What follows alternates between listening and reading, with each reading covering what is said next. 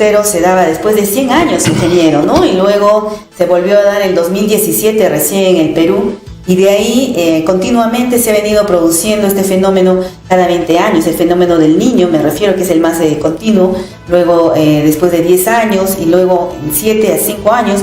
Y se menciona incluso que desde que se presenta esta superonda Kelvin en el 2014, esta no se ha retirado en su conjunto, ¿no? Por completo, y sigue presente en el Perú. Es más, según la Comisión Multisectorial encargada del Estudio Nacional del Fenómeno del Niño, ENFEN, informa que el país se encuentra en un estado de alerta porque se podría presentar este fenómeno del niño costero debido a los grandes cambios climáticos, ya que se cuenta con la probabilidad mayor del 50% de que esto pueda ocurrir, aun cuando es prematuro, ¿no? Porque dice que hay que todavía esperar un promedio de 3 meses después de que se haya dado el ciclón Yaku para poder recién dar con seguridad esta información sobre la presencia del niño costero. En ese sentido, ingeniero, quisiéramos conocer también un poco su aporte. ¿Usted cree que sí se podría presentar? ¿Cuál podría ser este impacto en la región Ancash? Buenos días y bienvenido al programa Conversando con el Pueblo. Buenos días, le agradezco mucho por su gentil invitación. Y con mucho gusto vengo a conversar respecto a este tema, el fenómeno del niño, que es parte de la fenomenología ambiental en el mundo. Y debemos decir para comenzar de que el fenómeno del Niño se conoce que ha ocurrido en las costas peruano-ecuatorianas desde hace miles de años. En las investigaciones que efectuamos con el doctor Lonnie Thompson en el glaciar Quelcaya de la cordillera Vilcanota, se estableció que el periodo de recurrencia del Niño, ya sea en pequeño, moderado o en gran magnitud, es entre 2 y 7 años. O sea, se presenta en pequeña magnitud, moderado y también en gran magnitud. O sea, niños muy fuertes y mega niños inclusive. Hay algo interesante hablando de esto de la ocurrencia desde hace miles de años.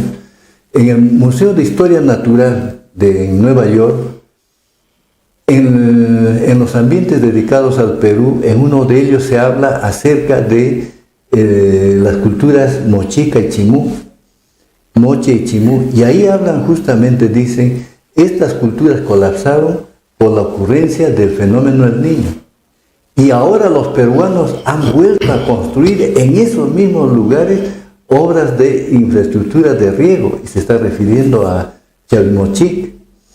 Y bueno, cuando vi aquel aviso, naturalmente puse las barbas en remojo, ¿no? Porque ¿cómo es posible que construyamos en lugares que la naturaleza había destruido? Y miren lo que ha ocurrido este año con el fenómeno del ciclón Yaku, que se ha malogrado en varios lugares el canal madre de Chavimochic. Y es por eso que Trujillo no ha tenido agua potable por más de una semana. Eso a mí me preocupa muchísimo y espero que las autoridades que actualmente están dirigiendo el proyecto Chavimochic tomen las previsiones del caso de tal manera de proteger esas obras, porque su destrucción sería una tragedia nacional, evidentemente. Ingeniero, buenos días, pero este tipo de problemas es recurrente, permanente. ¿A qué se debe? ¿Falta de gestión, voluntad de querer enfrentar las cosas o capacidad de nuestros profesionales? No puede ser que por decenios de años estemos siempre teniendo problemas y no podamos encontrarles solución, cuando para eso está la técnica. Y ya hay estudios realizados desde muchos años atrás. Usted nos mostraba fuera de cámaras un estudio realizado hace muchísimos años que nadie lo ha leído. No lo leen. ¿Qué sucede en nuestra sociedad en su conjunto? Mire, lo que podría pensar un poco generosamente es que no estamos recurriendo a la historia. Hablando de aspectos climáticos, por ejemplo, en esas mismas investigaciones que se hicieron desde los años 70 en la capa glaciar Quelcaya de la cordillera Vilcanota, ahí se llegó a conocer en un historial de 1800 años del clima, de la variabilidad climática en el altiplano peruano-boliviano, de que entre el año 900 y 1000 hubo unas sequías muy prolongadas y fueron las que causaron la desaparición del imperio Tiahuanaco. Y ellos luego de que inclusive el lago Titicaca bajó alrededor de 15 metros en su nivel por la sequía que había, es que los aymaras, los tiahuanaquenses, se movilizaron hacia el valle de Vilcanota. Y algo muy interesante, esto ha sido deducido combinando las investigaciones glaciológicas con las arqueológicas y las antropológicas. Por un lado, el glaciólogo Lonnie Thompson, y por otro lado, el historiador, el doctor Shimada, que participó en Zipán, en todos estos trabajos que se han hecho en Lambayeque. Y curiosamente dicen que cuando se movieron estas poblaciones hacia el norte, hacia el valle de Vilcanota, las tribus de los Canchis y los Canas no los dejaron pasar. Y ahí vino la fusión del aymara con el quechua. Bueno, es algo curioso, pero nos muestra que me demostraron de que el quechua cusqueño, justamente por ese motivo, no es el legítimo, el verdadero. Ingeniero, pero el impacto ha sido, como usted lo dice, desde muchos siglos atrás muy fuerte, ¿no? Ha sido muy fuerte. Pero hay una desarticulación, se podría decir, en lo que es la ciencia y las políticas públicas, que están yendo cada uno por su lado. No hay una comunicación integral de repente entre la ciencia y las políticas públicas para formular propuestas, para formular estrategias y para poder de alguna forma prevenir lo que podría suceder más adelante. Mire, su comentario es acertadísimo. ¿Sabe por qué? Porque actualmente, dentro de la coyuntura actual en que se habla de la gestión de los recursos hídricos, se dice de que los políticos no están haciendo lo que los técnicos recomiendan. Hay un divorcio, como usted muy bien menciona, hay un divorcio, una falta de comunicación, y es por eso que el nexo agua, alimentos, energía, que debe ser la principal agenda de los estados, que debe estar en la agenda de los estados, no se toma en cuenta. El que habla de esto con mucho conocimiento, asesor de las Naciones Unidas, el doctor Asid Biswas, un inglés, juntamente con otro periodista, investigador inglés, que es Nafeed Ahmed, estos señores muestran que cómo dentro de la política internacional los gobiernos no han prestado atención al aspecto climatológico, y el único primer ministro que dio atención a los recursos hídricos fue el primer ministro de Singapur. Y Singapur, mediante el trabajo de este señor, ha logrado revertir el manejo del agua, que era parecido al de la India hace 50 años, ahora es uno de los modelos en el mundo de gestión de los recursos hídricos. Ingeniero, y esta desarticulación aún continúa y en todos los niveles. El caso nuestro, la ciudad de Huaraz, han transcurrido 53 años del sismo de 1970, está cercano. Poquito más atrás, el aluvión del año 1941, también terremotos el 66, de manera tal que nosotros somos una ciudad que ha sufrido una serie de desastres, pero no hemos aprendido. Nuestros técnicos no han, o si han dado los informes, nuestros políticos no han hecho caso a los técnicos. Es por ello que siempre aún seguimos teniendo grandes deficiencias y problemas en el interior. Es que hay algunos aspectos que son soslayados permanentemente. Y en estos mismos tratados que les he venido mencionando, hablan de eso. Dicen, a nadie le gusta ser ministro del agua. Porque en muchos países hay ministerios del agua. A nadie le gusta ser ministro del agua. Es preferible ser ministro de Economía o ministro de la Planificación, ministro donde hay economía, pues, ¿no? Entonces, eso lo mencionan, mire, a nivel mundial. Entonces, estamos viendo que la última rueda del coche, por ejemplo, dentro de nuestro gobierno regional es la Gerencia de Recursos Naturales. Es un adorno simplemente. ¿Por qué? Porque no se considera que el recurso natural y el agua en especial es uno de los fundamentos de la vida. Y me gustaría mencionar, porque estos espacios es necesario mencionar para nuestra población algunos conceptos importantes. En 1992, en la reunión que hubo en Dublín, en enero del 92, se dio la definición sabia acerca del agua. Porque todos estos problemas climáticos están relacionados mucho al agua, tanto los conflictos, todo ambiental está relacionado al agua. Esperemos que las cosas cambien, pero aún cuando hemos estado revisando, al parecer no va a cambiar mucho. Se acaba de promulgar la ley del recurso hídrico, la ley del agua, donde van a tener un canon sobre el uso del agua, ¿no? Entonces, aún cuando hay una serie de divergencias, esperamos que la reglamentación que debe producirse en los próximos 90 días nos dé mayor claridad, sobre todo teniendo en consideración que Ancash, por el volumen de agua con que cuenta, es uno de los más grandes del país, de manera de qué forma va a mejorar, permitir mejorar el inicio de cuenca, la cabecera de cuenca, que es el problema para poder abastecer y para poder encauzar los ríos hacia lugares seguros, ¿no? Tenemos que aprovechar, buscar una oportunidad en esa nueva ley de hidroenergética, porque, como le mencionaba, el agua es el recurso finito, vulnerable, esencial para la vida, el desarrollo y el medio ambiente, debe ser gestionado adecuadamente, porque se conoce muy bien que en el mundo no hay escasez de agua, sino escasez de gestión, y por lo tanto, entonces, ahora en que estamos buscando la gestión integral de los recursos hídricos, y ese es nuestro objetivo los siguientes días, la siguiente semana, la gestión integrada, porque solamente de esa manera vamos a lograr la paz social. La gestión de los recursos hídricos es un prerequisito para la paz social. La mayor parte de los conflictos medioambientales a nivel nacional, donde ha habido muertos inclusive, han estado referidos al agua, y es donde debemos tratar.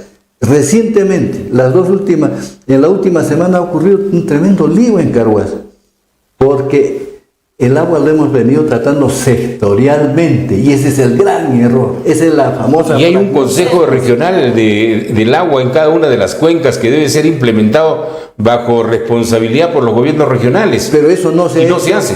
¿Sabe? No se ha hecho porque, lamentablemente, y es la tragedia de Ancash, hay una diferencia social, de idiosincrasia entre la costa y la sierra. Y es por eso que desde el año 2009, en que se dio la ley de recursos hídricos, hasta ahora 14 años, no se ha logrado establecer el Consejo de Recursos Hídricos de la Cuenca de Río Santa.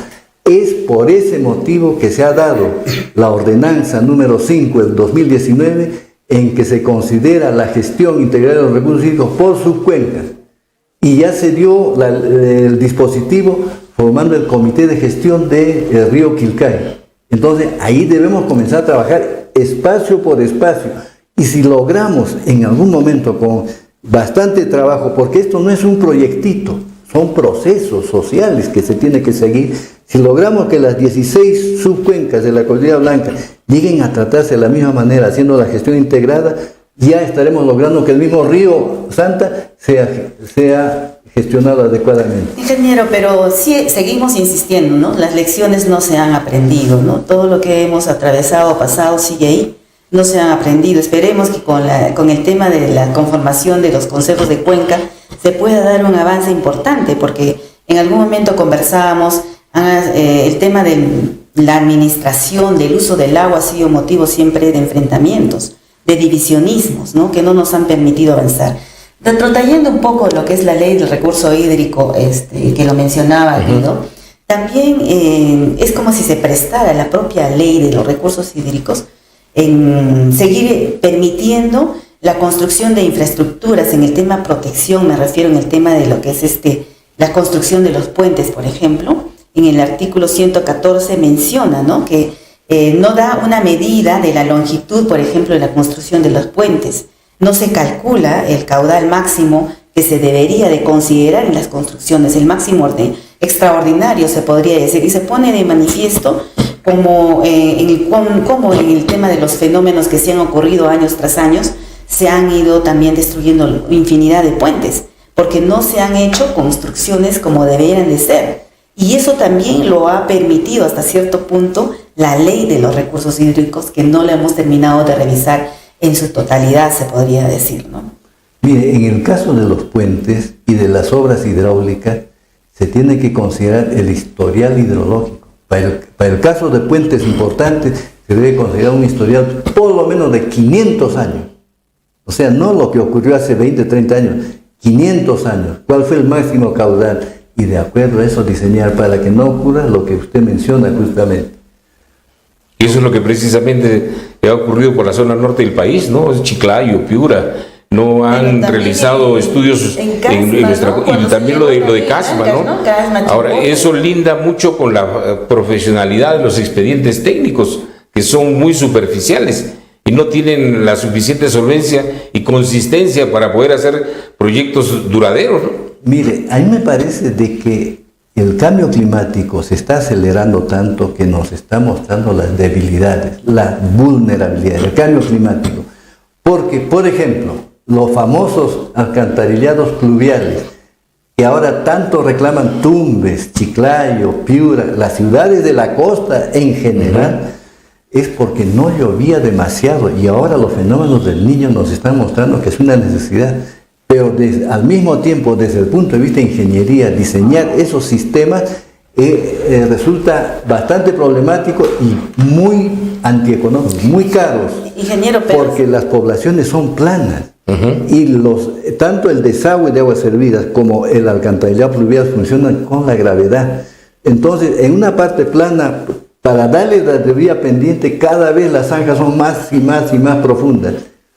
Ingeniero, pero ahí hay que detenernos un poco. No es tanto una vulnerabilidad climática, yo creo que además sería una vulnerabilidad institucional, porque no se ha trabajado, como le decía al inicio, en las estrategias y lo que tenemos que prevenir en una política pública que sume la participación académica, la participación de los profesionales técnicos y que pueda converger de alguna forma en la conformación de un equipo de trabajo que vaya viendo todo el tema de prevención desde el tema educativo, porque también claro, yo quisiera ampliar allí esta parte que señala Pilar, ingeniero Portocarrero, la carencia de educación, de internalizar en nuestra población. Nosotros hablamos del tema climático y la gente dirá qué cosas están hablando. Entonces, allí hay todo un tema que debe partir del sector de educación para poder cambiar esto, porque estamos hablando para 40, 50, 100 años adelante. Si no hacemos eso, si no internalizamos, no lograríamos nada, ¿no le parece? Es verdad, y es por eso que justamente ahora es una gran oportunidad para comenzar a hablar del niño, porque a los estudiantes en los colegios se les debe dar charlas en forma permanente en estos días acerca del fenómeno del niño, qué es, cómo se origina y cuáles pueden ser las consecuencias del fenómeno del niño. Eso es muy importante, evidentemente la educación, muy importante.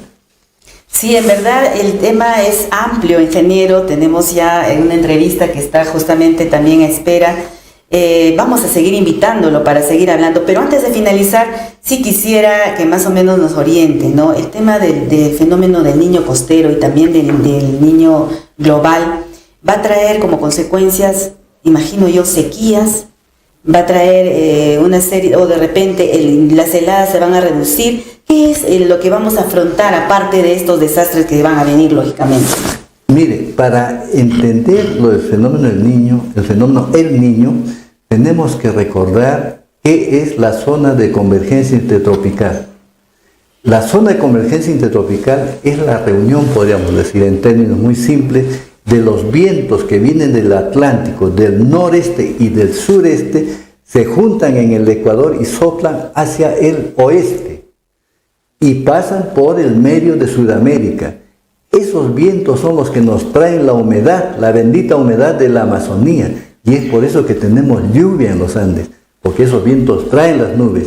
A su vez, esos vientos originan la circulación en el océano y orientan la famosa onda Kelvin hacia Australia, hacia el oeste de Australia. Esas son las condiciones normales. Y recordamos a los vientos alisios de la zona de convergencia intertropical, porque cuando estos vientos se debilitan, como es que en este momento está ocurriendo, entonces ya no traen las nubes, ya no soplan con la fuerza adecuada, y esa onda Kelvin y las nubes que están al otro lado del océano comienzan a viajar hacia el este, a venir hacia la costa sudamericana. Y esas nubes son las que vienen de allá, las que producen las grandes lluvias el daño, ¿no? En la Mi costa ingeniero peruana. Portocarrero, hay en realidad mucho que hablar. Nosotros como prensa tenemos la responsabilidad de ello, así que continuaremos conversando a futuro, lo invitaremos permanentemente para seguir concienciando en nuestra comunidad. Muchísimas gracias. A usted las gracias. Y para para terminar, no puedo dejar de mencionar lo siguiente. El Niño no influye en forma similar en todas las regiones del Perú.